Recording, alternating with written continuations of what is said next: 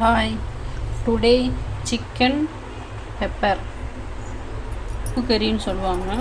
தேவையான பொருள்: அரை கிலோ சிக்கன் எடுத்து நல்லா கழுவி வச்சுருக்கேன். பெப்பர் தூள் மூணு ஸ்பூன் எடுத்து வச்சுருக்கேன்.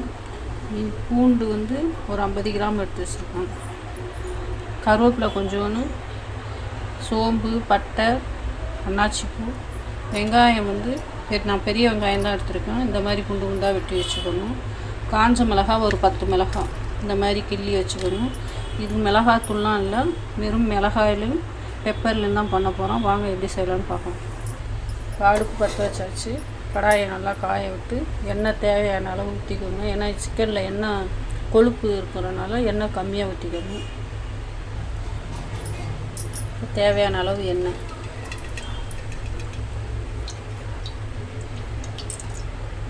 ஒரு 50 கிராம் எண்ணெய் ஊற்றினா போதும், அதிகமாகலாம் வேண்டாம்.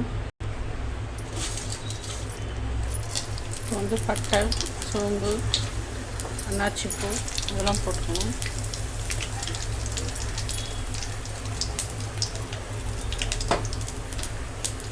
பூண்டு, இஞ்சி பூண்டு பேஸ்ட்டு பதிலாக பூண்டு சேர்த்துக்கலாம். பூண்டு பொன்னிறமாக வரணும். கருவேப்பிலை போட்டு அப்போதான் அந்த பூண்டு தேவை வாசனை கோழி கறி கழிச்சு விடாமல் இருக்கும். இந்த ஸ்டேஜில் இஞ்சி, வெறும் இஞ்சி மட்டும் போட்டுக்கலாம்.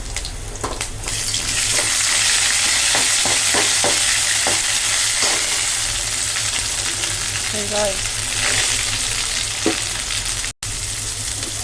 காஞ்ச மிளகாய், மிளகாயில் விதைய இருக்க வேண்டாம், ஏன்னா அதுதான் காரமே.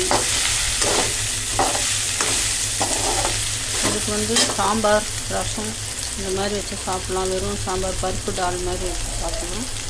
காய் போட்டு சாம்பார் வச்சு சாப்பிட்லாம். ரசம் இது நல்லாயிருக்கும். இப்போ கல்விட்டு கொஞ்சம் வெங்காயம் நல்லா பொன்னிறமாக வரணும். இந்த ஸ்டேஜில் நம்ம வதக்கும் போதே வாசனையாக நல்லாயிருக்கும். ஏன்னா இந்த மெத்தடில் பண்ணால் நல்லாயிருக்கும்.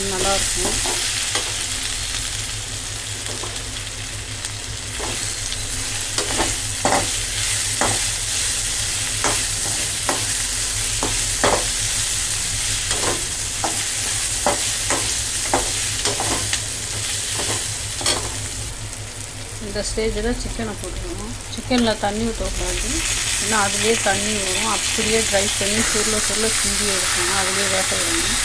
அப்போ தான் நல்லா டேஸ்ட்டாக இருக்கும்.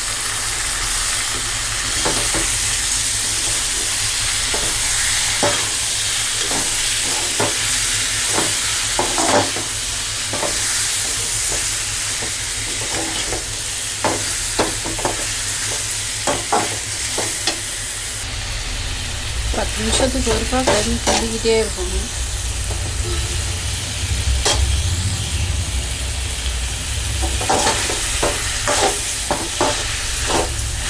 சிம்மில் விட்டு தட்டை போட்டு மூடி வச்சிடணும்.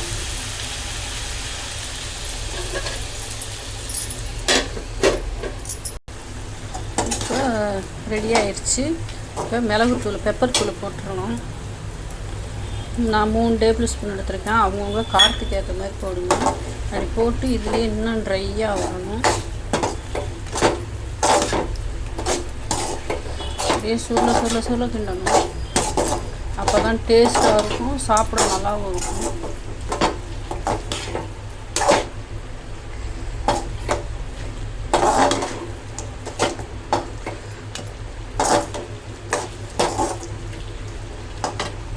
எண்ணெய் கம்மியாக ஊற்றிருக்கேன் பாருங்கள், ஆனால் எண்ணெய் பிரிஞ்சு வந்துருச்சு பாருங்கள்.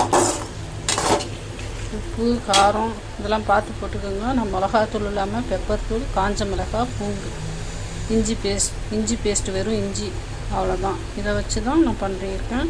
இந்த மெத்தடில் நீங்கள் ஒரு ட்ரிப்பு பண்ணி பாருங்கள், நல்லாயிருக்கும். சாப்பிட்றதுக்கு செம்மையாக இருக்கும். இதுக்கு ரசம், சாம்பார் இந்த மாதிரி வச்சு நீங்கள் சாப்பிட்லாம்.